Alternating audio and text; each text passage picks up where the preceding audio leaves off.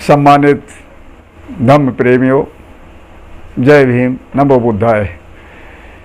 बंधुओं, मैंने दूसरे साधक के द्वारा दूसरे धम्म को पूर्ण भावित कर लेने के बाद जब वो तीसरे ध्यान की ओर अग्रसर होता है तो दूसरे ध्यान तक जो उसने प्रगति की होती है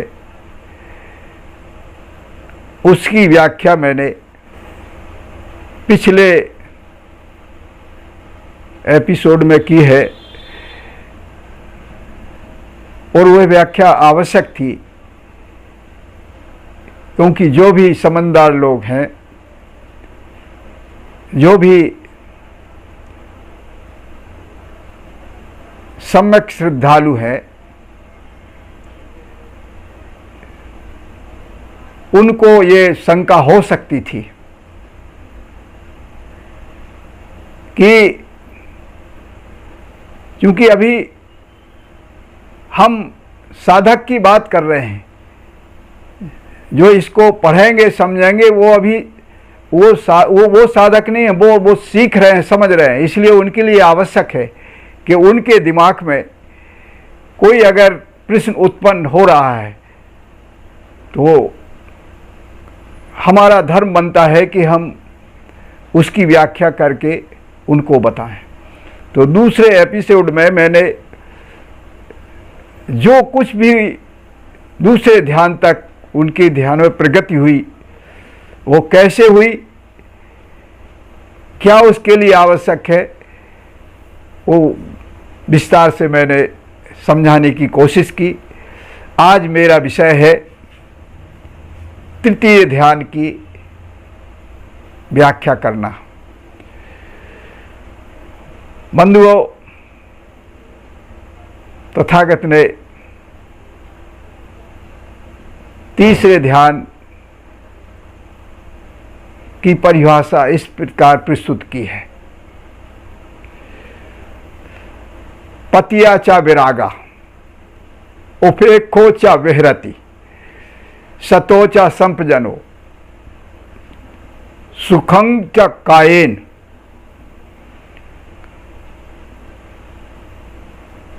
परिसंवेदेति, यम तम अरिया अचिखंति, उपेक्षो सतिमा सुख विहारीति, ततियाझानम उपसंपज्य विहरति। ये तृतीय ध्यान की व्याख्या है।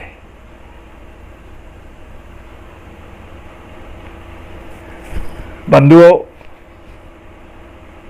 इसका हिंदी रूपांतर है प्रीति और विराग से उपेक्षक हो, स्मृति और संप्रजन से युक्त हो,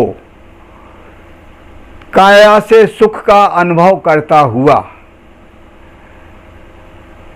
विहरता है, जिसको आर्यजन उपेक्षक, स्मृतिवान, सुख विहारी कहते हैं।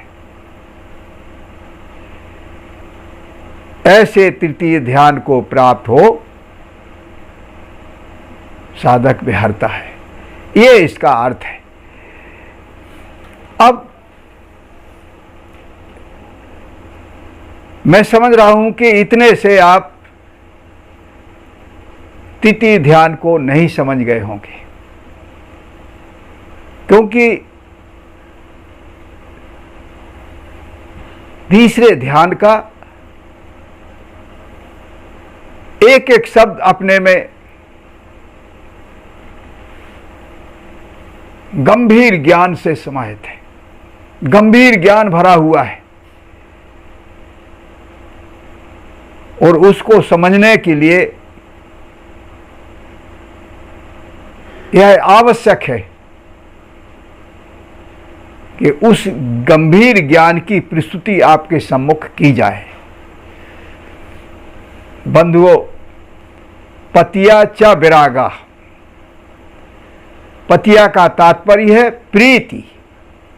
ये पतिया पाली शब्द है और इसका हिंदी रूपांतर है प्रीति। पतिया चा, चा माने और विरागा, विराग। प्रीति से विराग हो जाने पर इसका अर्थ यह है। अभी प्रीति और विराग से भी नहीं पूरी बात स्पष्ट हो पाएगी।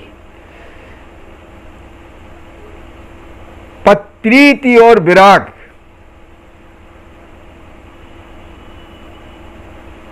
पतिया चा विरागा, उपेक्षो चा विहरति। उपेक्षक, अब उपेक्षक किसे कहते हैं? प्रीति को मैंने संक्षिप्त में बताया, अभी विस्तार से बताऊंगा। विराग को विराग का मैंने शाब्दिक अर्थ किया, इसको भी विस्तार से बताऊंगा। उपेक्षो, उपेक्ष को, इसका हिंदी है उपेक्ष, उपेक्षक। उपेक्षक क्या है? उपेक्षक का तात्पर्य है मध्यस्थ। काहे की, किसकी मध्यस्थता कर रहा है? यथार्थ की। क्या सत्य है, क्या असत्य है, जो शरीर के संबंध में है, जो इस शरीर से सुख प्राप्ति के संबंध में है, या उस संदर्भ में जो तथागत बात करना चाह रहे हैं, उसका मतलब है कि उपेक्षक वो कहलाता है जो विषय में क्या अकुशल धर्म है और क्या कुशल धर्म है, विषय के यथार्थ स्वरूप को प्रस्तुत करना, ये उपेक्षा का काम है। और उपेक्षा ये जब ही कर पाएगी जब उसे ये ज्ञान होगा। और ज्ञान कब होगा? ज्ञान जब होगा जब साधक का चित्त निर्मल होगा। और साधक का चित्त निर्मल जब होगा जब पूरा धम्म उसकी साधक ने भावना कर ली होगी, तब वो उपेक्षक होगा। तब यहां पर तीसरे ध्यान में तथागत ने उपेक्षक कहा है। क्यों कहा है? पतिया चा विरागा। प्रीति का मतलब होता है राग, प्रेम। प्रीति के दो रूप हैं, एक तो प्रीति का है सराग, राग युक्त प्रीति, और एक बिना राग की प्रीति। तो यहां राग युक्त प्रीति की बात हो रही है, क्योंकि तथागत ने कहा सुखंगो कायेन, काया से सुख का अनुभव करता हुआ। और तथागत ने कहा है हमारे धर्म से सुख की प्राप्ति की जा सकती है। तो इस व्याख्या से यह सिद्ध हो रहा है कि जिस सुख की बात तथागत कर रहे हैं, जिस प्रीति की बात तथागत कर रहे हैं, वो दूसरी है। और यहां जिस प्रीति की बात तथागत कर रहे हैं कि इस प्रीति से विराग हो गया, वो दूसरी प्रीति है, वो राग युक्त प्रीति है। तो पतिया चा विरागा। विराग कब होता है? जब प्रीति से नफरत हो जाती है, जब राग से नफरत होती है। विराग क्या है? विराग है राग रहित, विराग का तात्पर्य राग रहित होना। राग रहित जो हो जाएगा वो विरागी कहलाएगा। और राग रहित कब होगा? जब प्रीति रहित होगा, जब हमारा किसी से प्रेम नहीं होगा, हमें किसी से प्रेम नहीं होगा। प्रेम मान प्रेम राग का पर्यायवाची है। जब किसी से हमें जब हमें आमिष प्रेम होगा, आमिष माने होता है अकुशल प्रेम, आमिष राग, और निरामिष राग भी कह सकते हो उसे। जब हमें अकुशल प्रेम होगा जो हमें दुखदाई होगा, तब उस आमिष प्रेम से, उस आमिष प्रीति से, उस राग युक्त प्रीति से जिसमें आसक्ति निहित है, जब उससे हमें विराग हो जाएगा वो विराग कहलाता है। इसका मतलब है हमें आसक्ति से विराग हो गया। आसक्ति से विराग का मतलब जुगुप्सा। जुगुप्सा मतलब नफरत, घृणा। हमें घृणा हो गई है अब इससे। तो जब घृणा हो जाएगी तब विराग उत्पन्न होगा, और वैराग उत्पन्न होने पर ही उपेक्षक होता है। मैं समझता हूं इतनी व्याख्या से आप समझे होंगे कि उपेक्षक कौन होता है। जो जिसको ऐसा ज्ञान होता है कि क्या कौन विरागी है कौन रागी है, वही तो ये बता पाएगा ना स्पष्ट। इस विश्लेषण में उपेक्षा में एक भाव और छिपा हुआ है कि उपेक्षक का प्राण है प्रज्ञावान होना। जिस तरीके से संप्रज्ञ को प्रज्ञावान कहते हैं, उसी तरह से तथागत ने उपेक्षक को भी प्रज्ञायुक्त कहा है। उपेक्षक वही हो सकता है जो प्रज्ञायुक्त होगा, जो संप्रज्ञ होगा, वही उपेक्षक होगा। और जो स्मृतिजन्य होगा वही उपेक्षक होगा।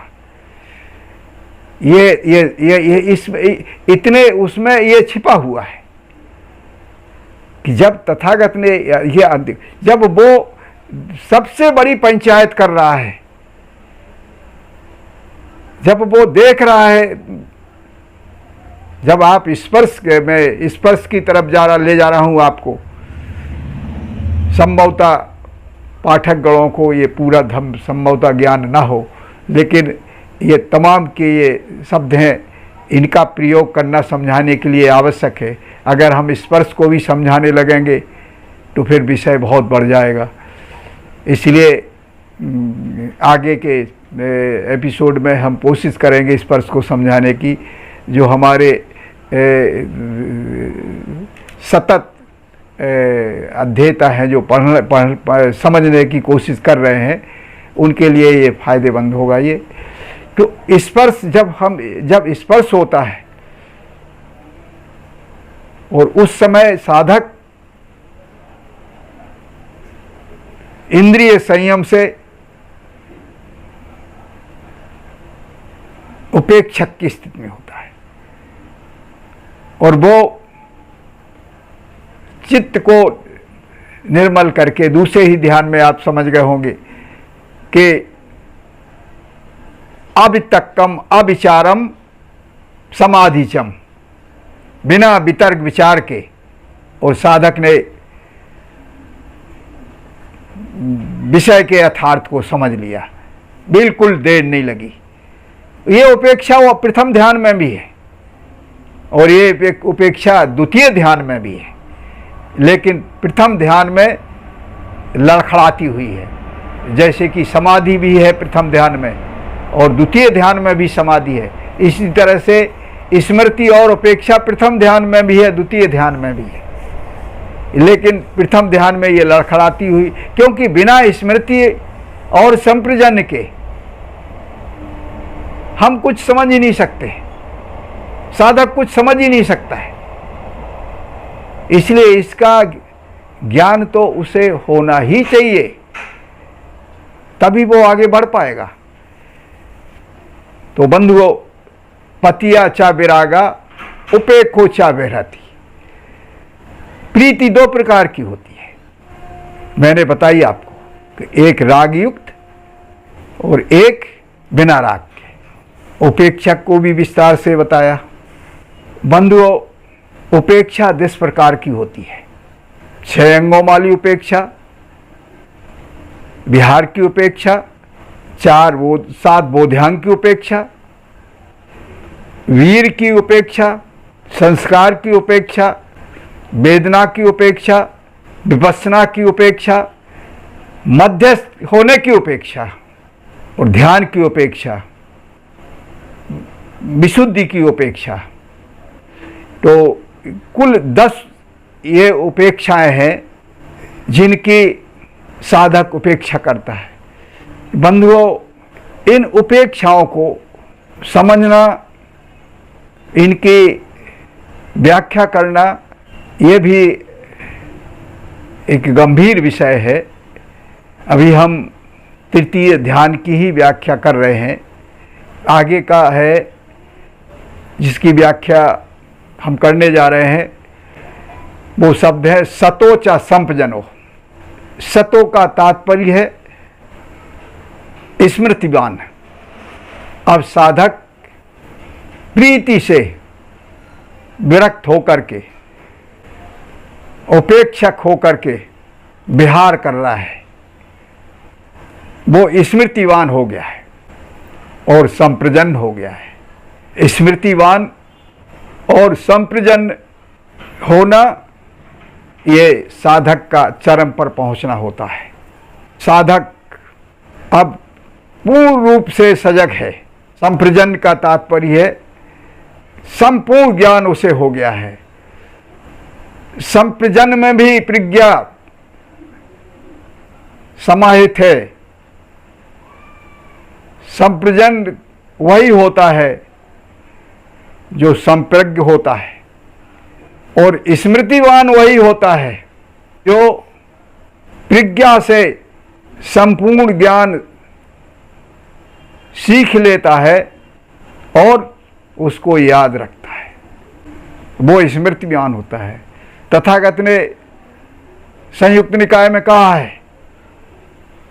कि हमारा धम्म प्रज्ञा और स्मृति के प्रमाण के लिए है। इसका क्या तात्पर्य हुआ? इसका तात्पर्य हुआ कि जो संपूर्ण धम्म है तथागत का, उसको प्रज्ञा समझती है, जानती है, और स्मृति प्रज्ञा से सीखती है और सीख करके उसको याद रखती है। ये स्मृति का काम है। तो स्मृतिवान, प्रज्ञावान वही होगा, संप्रजन वही होगा जो संपूर्ण धम्म को आत्मसात कर चुका होगा। और संप्रजन और स्मृतिवान, स्मृति अलग चीज है, स्मृतिवान अलग है। जिसने स्मृति को आत्मसात कर लिया है वो स्मृतिवान कहलाता है। तो सतोचा संपजनो उपेक्षो। अब यह इसके आगे आचार्य हर्षघोष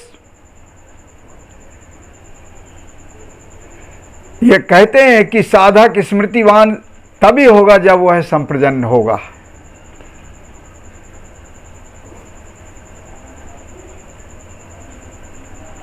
अब आता है सुखंग च कायेन परिसंवेदेति पटिसंवेदेति। यह है तथागत कहते हैं कि सुखं च कायेन, काया से सुख का अनुभव करता हुआ। अब यहां हम भ्रम में पड़ सकते हैं कि सुख, लेकिन हमने पहले बताया कि सुख दो प्रकार का है, ये भी आमिष और निरामिष, या सराग राग। वो उस सुख की तथागत व्याख्या नहीं कर रहे हैं, उस सुख को तो प्राप्त करने की कोशिश कर रहे हैं। हमें इस भ्रम में नहीं रहना चाहिए। उस सुख की तथागत, उस सुख से तथागत मुक्त होना चाह रहे हैं जिसमें राग है। आचार्य बुद्धघोष कहते हैं इसमें विशुद्ध मग्ग में, जैसे दूध पीने वाला बछड़ा गाय से दूर करके नहीं रोकने पर फिर गाय के पास आता है, ऐसे ही यह तृतीय ध्यान का सुख प्रीति से दूर किया हुआ स्मृति और संप्रजन से नहीं बचाए जाने पर पुनः प्रीति के पास पहुंच जाएगा और प्रीति से युक्त हो जाएगा। क्या तात्पर्य है इसका? इसका तात्पर्य बंधुओं ये है कि तथागत ये कह रहे हैं कि तीसरे ध्यान तक भी साधक बहुत सक्षम हो गया है, बहुत भावना कर ली है उसने, लेकिन तथागत कह रहे हैं, आचार्य बुद्धघोष भी तथागत की ही बात कह रहे हैं कि तथागत कहते हैं कि यदि साधक जो प्रारंभिक स्टेज होती है, जो उसकी प्रारंभिक अवस्था होती है साधक की, उस समय अगर वो आलसी हो, आलस में फंसता है, सत्यान मृद्धि जिसे कहते हैं, इसकी चौकसी बरतनी 5 निवरण यद्यपि प्रथम ध्यान में चले गए थे, लेकिन साधक ये न समझे, जो भी भावना करने की तैयारी कर रहे हैं उनके लिए एक तरीके से तथागत ने ये चेतावनी दी है कि साधक ये ना समझे कि एक बार निवरण समाप्त होने पर द्वारा नहीं आएंगे। ऐसा नहीं है। तथागत ने कहा है कि ये चित्त उजाड़ करने वाले बैल जैसा है कि जब जब भी ये मौका देखता है और इसको अच्छा खाने को दिखाई देता है, इसे चाहे इतना अच्छा खाने को दो, लेकिन आदत इसकी बनी हुई है। इसी तरीके से चित्त की आदत है। चित्त को अगर स्मृति और संप्रजन से सतोचा संप्रजनो, इससे अगर डांट के नहीं रखा गया तो चित्त आपको भावना में व्यवधान डाल देगा। इसलिए सदैव सतर्क रहने की जरूरत है, ये तथागत कहते हैं। वो इसीलिए उन्होंने यहाँ पर कहा है कि अगर तीसरे ध्यान में जिस तरीके से गाय और बछड़े का संबंध है, वो चाहे जितना उसको डांटो, वो मौका मिलते ही दोनों आपस में मिल जाएंगे। इसलिए तीसरे ध्यान पर पहुंच करके भी अगर हम सजग ना रहे, अगर साधक सजग न रहा तो वो रागी हो जाएगा, उसका चित्त दूषित हो जाएगा, आसक्ति आ जाएगी उसमें। इसीलिए सजग रहने की जरूरत है।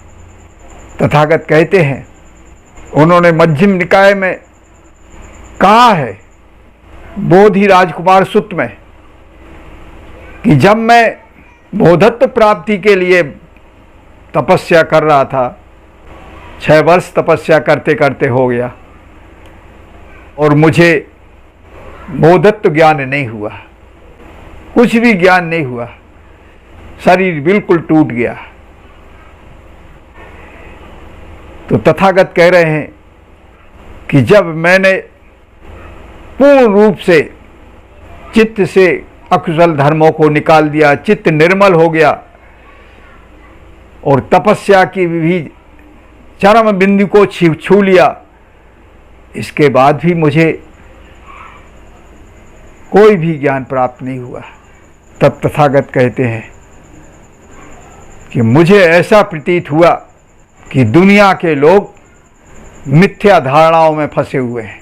2 मिथ्या धारणाओं में फंसे हुए हैं।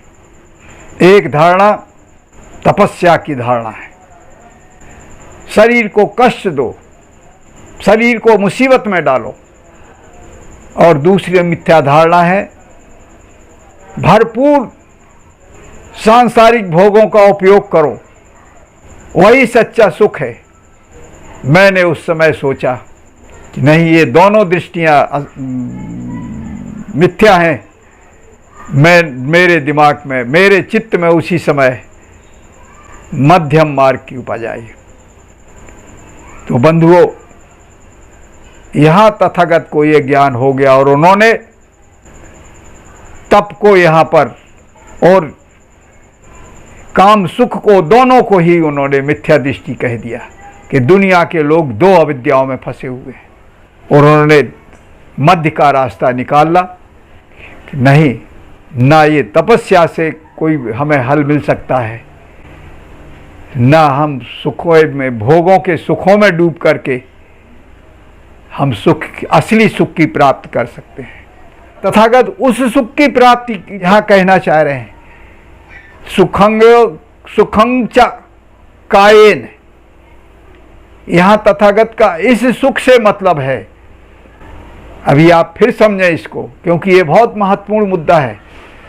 तथागत का ये प्राण है, उनके ये धम्म का, इसको जिसने समझ लिया, तथागत कहते हैं कि उसने मुझे समझ लिया कि तथागत ने तप को क्यों मिथ्या कहा, जबकि आज भी जो मिथ्या दृष्टि वाले हैं वो तप को ही सर्वश्रेष्ठ मानते हैं। जो नित्यवादी हैं वो, उनका जो कुछ भी होता है वो तप से होता है, लेकिन तथागत ने तप को मिथ्या कहा। तप को मिथ्या क्यों कहा? इसी में असली सुख छिपा हुआ है। तथागत कहते हैं कि जब काया में कुछ नहीं होगा,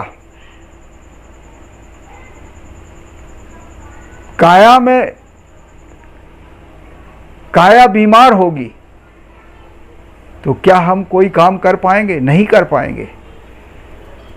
तब तथागत को याद आता है, असली सुख तथागत को याद आता है कि कैसे बोधत्व प्राप्त किया जा सकता है। तथागत कहते हैं कि उसी समय मुझे, जब मैं गृहस्थ था, तो मुझे पिता शुद्धोधन के खेत पर जब मैं बैठा हुआ था शीशम के पेड़ के नीचे, शरीर हिस्पुष्ट था, निरोग था, अच्छी शीशम की छाया थी।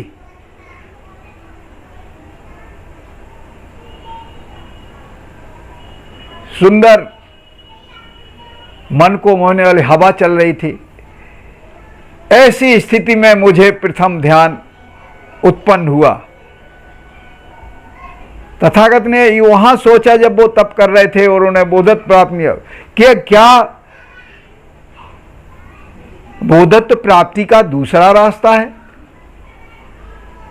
जो प्रचलित पूर्व से रास्ता था उसको खंडित किया। और ये जब उन्होंने अपने पिता के गृहस्थ जीवन के संस्मरण को याद किया तो उन्हें ये एहसास हुआ कि शरीर को सुखी बनाए बिना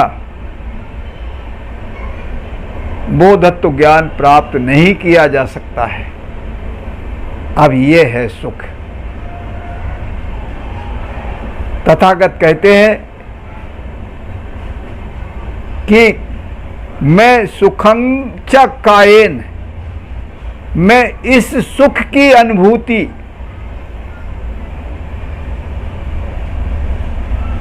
कराना चाह रहा हूं कि साधक इस सुख की अनुभूति करता है जिस सुख की अनुभूति तथागत ने शीशम की छाया के नीचे की थी और उन्हें प्रथम ध्यान हुआ था। मैं बात कर रहा हूं संयुक्त निकाय की, बोधि राजकुमार सुत्त की। धम्म प्रेमियों, सुखं च कायेन को समझना यहां कठिन है, शंका पैदा करता है कि हम प्रीति को समाप्त कर रहे हैं, सुख को समाप्त कर रहे हैं। कोई चौथे ध्यान में सुख भी समाप्त हो जाएगा। कौन सा सुख? ये राग युक्त सुख। ये सुख रहेगा जिस सुख के लिए तथागत ने धम्म को खोजा और उस सुख को प्राप्त हम अनुभूति से कर सकते हैं। और मैं समझ रहा हूं कि तथागत के इस समाधान से, इस संस्मरण से हम ये समझ गए होंगे कि सुख कौन सा। अब तथागत ने काया की बात क्यों कही? एक प्रश्न ये भी उभर रहा है, काया से कैसे सुख का अनुभव होता है? बंधुओं, तथागत ने काया के सुख की बात नहीं की, बात चित्त की है। लेकिन चित्त कहाँ है? ये तथागत कह रहे हैं। अब इसको समझने के लिए आपको नाम रूप को समझना पड़ेगा कि नाम रूप क्या है। जब काया का सुख समझ पाएंगे। नाम रूप तथागत ने कहा है कि 5 स्कंधों से बना नाम रूप है। 5 स्कंधों की व्याख्या भी जटिल है, लेकिन संक्षिप्त में मैं समझाने की कोशिश कर रहा हूं। 5 स्कंध हैं। रूप स्कंध,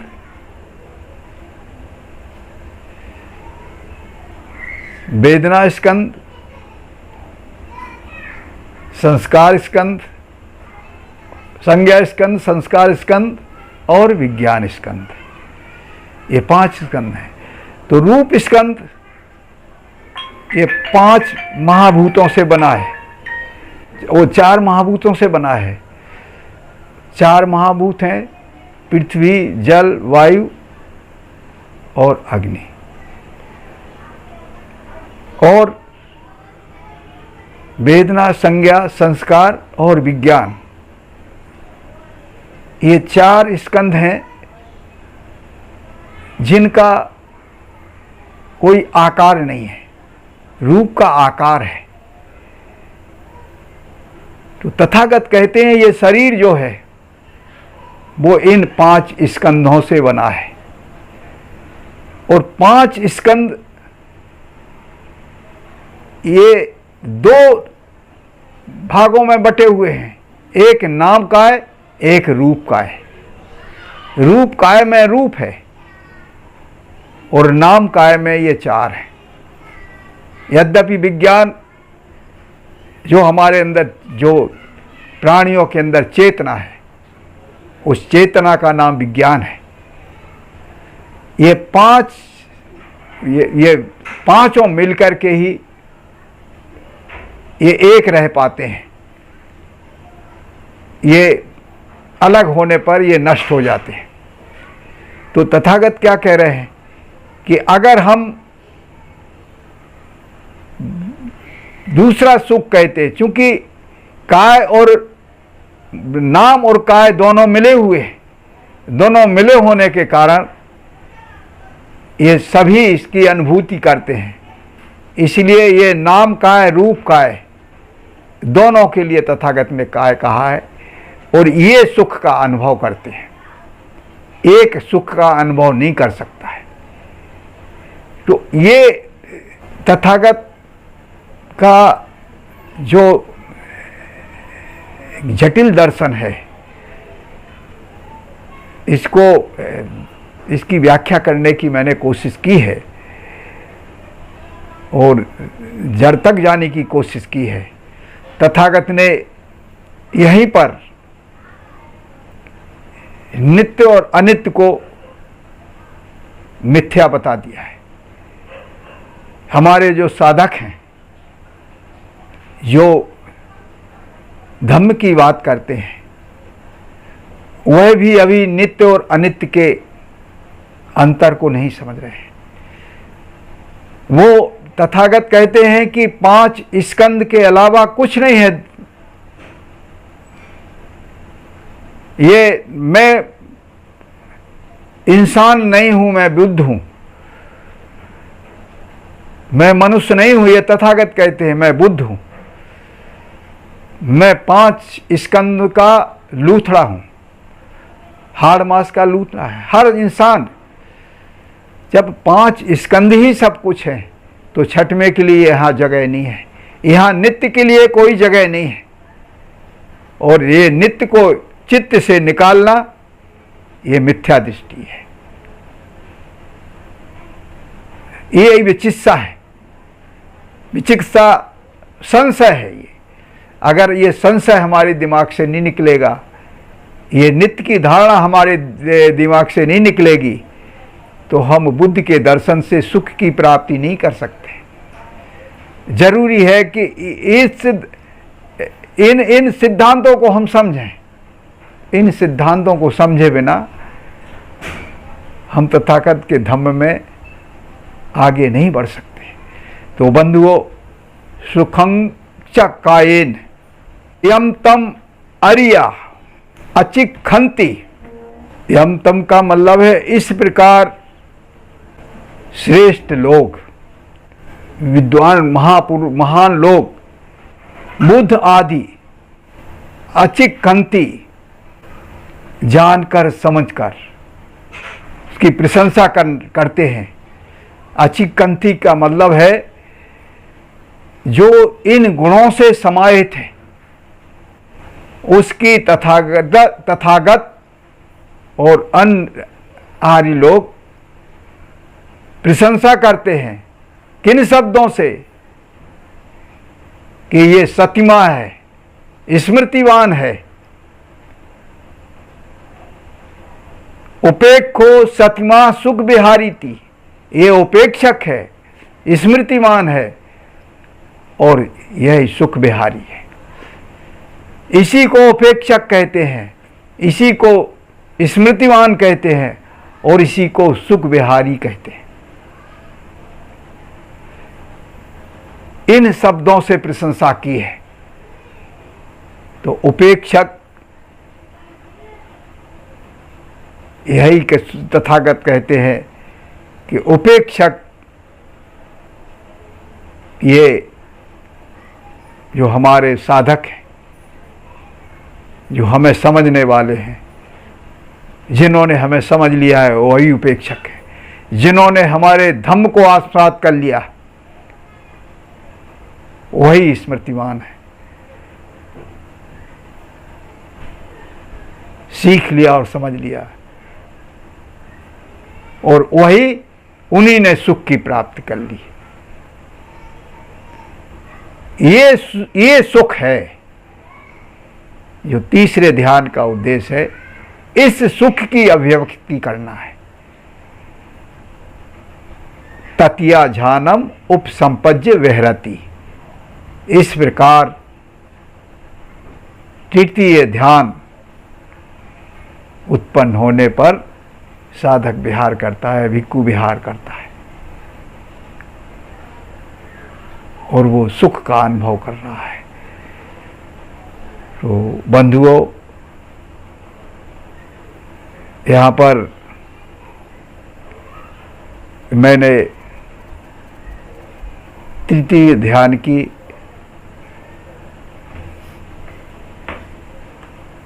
यथाशक्ति व्याख्या करने की कोशिश की है। बुद्ध का धम्म आम जन के लिए है, उनकी सुख प्राप्ति के लिए है, जीवन में उतारने के लिए है। इसको उतारा जा सकता है। ये